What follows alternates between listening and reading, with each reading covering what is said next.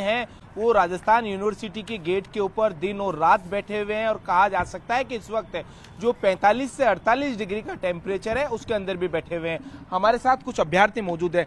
किस तरीके की आप लोगों की पीड़ा है, क्या कुछ सरकार से आश्वासन मिला है? सर, सरकार से तो यही आश्वासन मिल रहा था कि आपकी जो डेट है वो पोस्टपोन कर दी जाएगी।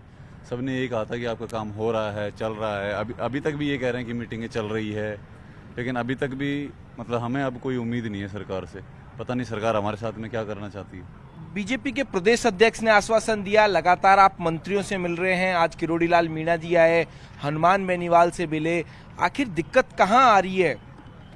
सर, हमको खुद को नहीं समझ में आ रहा है दिक्कत कहाँ आ रही है। जो प्रदेश अध्यक्ष मदन जी राठौड़ हैं, उन्होंने अमर जवान ज्योति जैसी पवित्र स्थान पे हमें कहा था कि आपका काम हो गया है और आप अपना अनशन तोड़िए और खाना खाइए, आपको 2 दिन बाद में आपका पोस्टपोन का लेटर मिल जाएगा। लेकिन उन्होंने उस पवित्र स्थान की पवित्रता भंग की है, जो कि पूरे बीजेपी के लिए और पूरे देश के लिए शर्म की बात है। इनसे पूछे कि आप यहाँ पर क्यों बैठे हुए हैं, जब आरपीएससी मांग तो सबसे बड़ी यही है कि विगत 1 महीने से ज्यादा लंबे समय से हम धरना स्थल पर बैठे हुए हैं। हमारे साथियों ने कल भूख हड़ताल की, कितना बड़ा एक त्याग किया जा रहा है हमारे द्वारा। मांग इतनी सी थी कि जब तक आरएएस जो पिछली भर्ती है उसके साक्षात्कार पूरे नहीं हो जाते तब तक इस भर्ती प्रक्रिया की जो मेंस परीक्षा है वो नहीं ली जाए। सरकार के एक संगठन का प्रदेश अध्यक्ष, सत्ताधीन जो पार्टी है उस पार्टी के संगठन का प्रदेश अध्यक्ष हमसे ये वादा करता है, और वो भी अमर जवान ज्योति पर, कि आपको 3.5 महीने का गैप दिया जाएगा और 3.5 महीने का डिले करके परीक्षा वो ली जाएगी। लेकिन उसके बाद वही व्यक्ति जो हमको आश्वासन देकर गया, जो इस पार्टी का सत्ता का प्रदेश अध्यक्ष है, वही व्यक्ति आश्वासन देकर मुकर जाता है। ये वो बात हो जाती है कि बिस तो दे लेकिन विश्वास किसी का मत तोड़े। फाइल बड़ी लंबी चौड़ी हो गई है, क्या कहेंगे? जी सर, बहुत कुछ है जो हम बहुत दौर से गुजरे हैं पिछले 1 महीने में। आप देखिएगा इस फाइल में वो सब झूठे आश्वासन, झूठे वादे, तसल्लियाँ, जिनके सहारे हम यहाँ तक पहुँचे हैं। अगर हमें पहले दिन बोल दिया जाता है कि आपकी मांगे गलत हैं, आपकी मांगे जायज़ नहीं हैं, हम आपके साथ नहीं हैं, हम पढ़ रहे हो। रोशन पूछे कि अब अगला कदम क्या है, क्योंकि आरपीएससी ने तो एडमिट कार्ड जारी कर दिए, 17-18 को पेपर है, फिर आप यहाँ पर क्या कर रहे हैं? अब आरपीएससी ने जिस तरीके से एडमिट कार्ड जारी कर दिए हैं, क्या कुछ अगला कदम रहने वाला है? युवाओं का धरने के ऊपर बैठे हुए हैं, पेपर है जो नजदीक आ गए। देखिए, हमारा तो यही है सर कि हमें अभी विश्वास दिया गया है, अभी भी हमें कहा गया है कि आज सीएमओ में हमारा एक डेलीगेशन जो है वो चीफ मिनिस्टर साहब से मिल सकता है। हमें उम्मीद है शायद वो हमारी बात सुन लें, जबकि हमें अब तक जो जिस हिसाब से आश्वासन दिए जा रहे हैं उस आधार पे तो भरोसा भी नहीं है। और सच्चाई ये भी है कि अब हमारे पास में आमरण अनशन के अलावा ऑप्शन नहीं है। हमने इन्हें कहा था कि युवाओं का भविष्य और जान दोनों में फ़र्क नहीं है, दोनों एक ही चीज़ है। अब आप या तो भविष्य ले लीजिए, युवाओं का भविष्य और जान दोनों एक ही चीज है। लक्ष्मी, मैं लक्ष्मी को दिखाइए।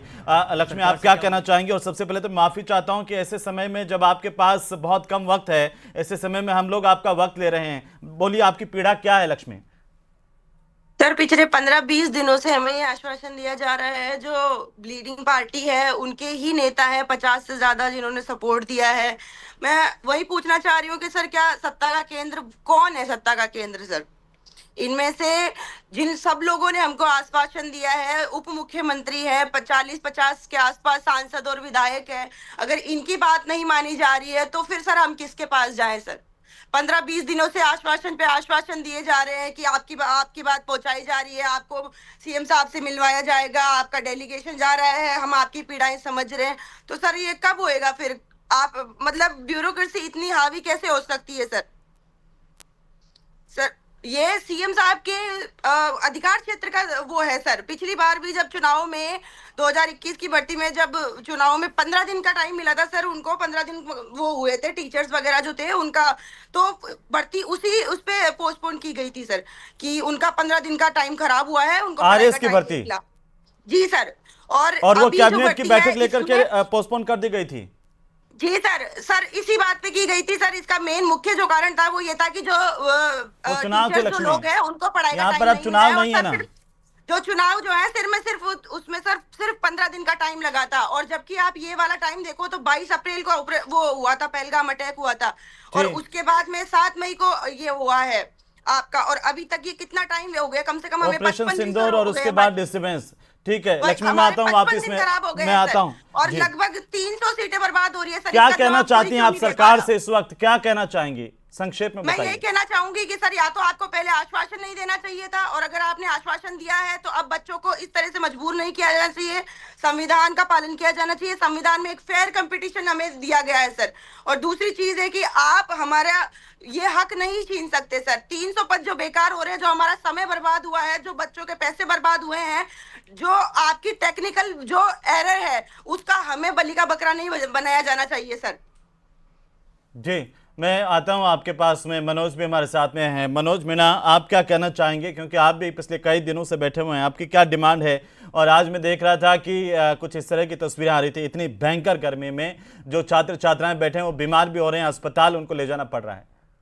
जी सर, हमें पिछले 4 दिन से धरने पे बैठे हैं और 2 दिन से भूख हड़ताल पे बैठे हैं, जिनमें 2 बच्चियां हैं, 3 हमारे भाई हैं। और आज हमारे साथ में जो छात्रा है अंजलि, उनकी तबीयत खराब हो गई क्योंकि 50 डिग्री टेम्परेचर हो रखा है, तो उन्हें अस्पताल में भर्ती कराया गया। लेकिन सरकार की संवेदनाएं मुझे लगता है कि हमारे छात्रों के लिए मर चुकी है। पूरी सरकार ने हमसे वादा कर रखा है, चाहे मदन राठौड़ जी हो, चाहे खुद भजन लाल जी हो, चाहे तमाम और मंत्री हो, उन्होंने कहा कि आपकी मांग जायज है, आपके एग्जाम को हम 3 महीने आगे बढ़वाएंगे।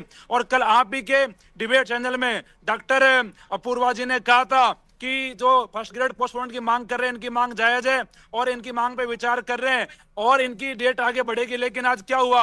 अभी तक तो कुछ हो ही नहीं रहा। हम धरने पे बैठे हैं, कोई हमें सूचना नहीं मिल रही क्या बात चल रही है, क्या नहीं चल रही। कब तक हम बैठे रहेंगे? इन बच्चों की तबीयत बिगड़ रही है सर। इन बच्चों को कुछ हो जाता है तो जिम्मेदार कौन होगा? कौन जिम्मेदारी लेगा?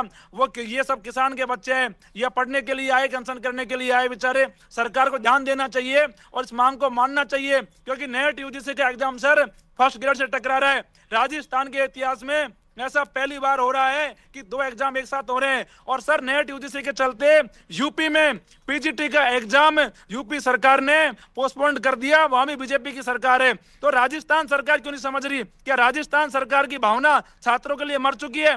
हम इनके भरोसे पे बैठे सर। अभी तो हमें सरकार का विरोध नहीं कर रहे, सरकार का सपोर्ट ही कर रहे हैं कि सरकार अपना वादा निभाए। और सरकार अगर हमारे साथ विश्वासघात करेगी तो ये युवा विरोध में उतरेंगे और हो सकता है टंकी आंदोलन शुरू हो जाए, हो सकता है रेल रोको आंदोलन शुरू हो जाए, हो सकता है सड़क रोको आंदोलन शुरू हो जाए। मैं बीजेपी के प्रवक्ता से कहना चाह रहा हूं, आपके प्रवक्ता जी कल कह रहे थे कि आपकी मांग जायज है, हमारी सरकार विचार कर रही है। मैं पूछना चाह रहा हूं कि विचार कब तक करोगे? ये बच्चे मर जाएंगे जब करोगे क्या विचार? इन बच्चों की हालत देखिए सर, इस टेम्परेचर में कैसे बैठे हैं, कितनी गर्म हवा चल रही है, बिना टेंट के बैठे हैं, धूप में बैठे हैं, बिना कुछ खाए बैठे हैं। आज 30 घंटे से ऊपर का समय हो गया, कोई इनकी कोई हालत की कोई पूछ नहीं रहा कि आप कैसे हो, क्यों बैठे हो। सरकार राजस्थान में कहीं दिखाई नहीं दे रही। भजन लाल जी, आपको राजस्थान के युवाओं ने इसीलिए वोट दिया था कि राजस्थान के युवा धूप में मरते रहे और आप अनसुनी करोगे। हम पूछना चाहते हैं बीजेपी के प्रवक्ता से कि हमारी मांग कोई जायज नहीं है क्या? लोकतंत्र में मांग नहीं कर सकते? क्यों सुनवाई नहीं कर रही आपकी सरकार? और जब 2 एग्जाम एक साथ टकरा रहे तो जवाब दीजिए कि कैसे संभव है कि एक छात्र 2 एग्जाम दे लेगा? बताइए मेरे को आप। ठीक है, राजकुमार शर्मा जी, आप क्या कहना चाहते हैं? इतना भीषण गर्मी पड़ रही है और हमारे छात्र जो है वो इतनी भीषण गर्मी में भी धरने प्रदर्शन करने के लिए मजबूर हो रहे हैं। क्या कोई इनकी सुनवाई करने वाला नहीं है या फिर कोई सुनना ही नहीं चाहता इन्हें? हेमंत जी, बड़े ताजुब की बात है, देश के प्रधानमंत्री आदरणीय नरेंद्र मोदी जी के लाडले, राज्यसभा के सांसद, भारतीय जनता पार्टी राजस्थान इकाई के अध्यक्ष आदरणीय मदन राठौड़ साहब अमर जवान ज्योति जैसे पवित्र स्थान पर जाकर राजस्थान के नौजवानों को विश्वास देने का काम करते हैं। वहां का छात्र, वहां का अभ्यर्थी कह रहा है कि वो विष दे जाते तो ज्यादा बेहतर होता, विश्वास नहीं देकर जाते। कैबिनेट मंत्री, 2 उप मुख्यमंत्री, 50-50 से ऊपर के एमएलए, पूरा राजस्थान का विपक्ष, ये सब लगा करके परीक्षा को आगे कराना चाह रहा है। लेकिन राजस्थान में वो पर्ची अभी तक नहीं पहुंच पाई है जयपुर के अंदर जिससे सबकी सुनी जाए। मैं आपके चैनल पे भारतीय जनता पार्टी को कहना चाहता हूं कि राजस्थान में अब तक तो सर्कस चल रहा था, ये हम बार बार कहते हैं, लेकिन ये हो क्या रहा है? सरकार में मंत्रियों की नहीं चल रही है, राजस्थान इकाई के अध्यक्ष की नहीं चल रही है, राज्यसभा सांसद की नहीं चल रही है, 2 डिप्टी सीएम की नहीं चल रही है, 50 से ज्यादा विधायकों की नहीं चल रही है। तो चल किसकी रही है? किरोड़लाल मीणा लगातार वह धरनास्थल पर जा रहे हैं, छात्रों को आश्वासन दे रहे हैं, छात्र परेशान हो रहे हैं। तो मैं आपके चैनल पे भारतीय जनता पार्टी को कहना चाहता हूं, 50 के लगभग का टेम्परेचर है, सड़क पे बैठे, डामर की सड़क पे, ऊपर छत नहीं है, टेंट नहीं है, बच्चे बीमार हो रहे हैं, लेकिन सरकार को चिंता नहीं है। सरकार तो आपको भी कौन सी चिंता है? आपके कौन से बड़े नेता आकर के इन छात्रों के पास एक दिन बैठ गए? अरे आधा घंटा ही बैठ जाते। विपक्ष के नाम पे थोड़ी सिंपैथी हमारे युवाओं बेरोजगारों के साथ होती तो एसी के कमरों में स्टूडियो में बैठ करके इतनी बड़ी बड़ी बातें तो नहीं करते। हेमंत जी, पूरा विपक्ष भारतीय जनता पार्टी के इस फैसले के खिलाफ एक बड़ा नेता आपके भी प्रदेशाध्यक्ष हैं, आपके भी नेता प्रतिपक्ष हैं, आपके भी पूरे मुख्यमंत्री हैं, ये 21 दिन से बैठे हैं आरएस वाले, आरएस मेंस को जो है उसको मांग करने वाले। उधर वो जो जेडीए पार्क में मनोज मीणा बैठे हैं, अरे एक जना तो कोई जाकर के आप लोगों में से बैठ जाता, पता चलता कि टेम्परेचर और इसमें सहानुभूति कैसे रखी जाती है। खैर मैं आता हूं आपके पास में। अशोक जी, कांग्रेस कह रही है कि सरकार नहीं सर्कस चल रहा है, ये छात्र कह रहे हैं और लगातार ट्वीट करके हजारों की तादाद में मुझे टैग करते हुए, न्यूज़ 18 राजस्थान को टैग करते हुए लिख रहे हैं कि भाई आप विश दे देते, विश्वास तो नहीं देते, और चल किसकी रही है। चारों तरफ एक ही सवाल पूछ रहे हैं। आपने भरोसा दिया, 21 दिन से ये लोग बैठे हुए हैं और अब आप 17 तारीख को एग्जाम करा लोगे। इनके भविष्य के साथ ये खिलवाड़ और इसका जिम्मेदार कौन है अशोक जी?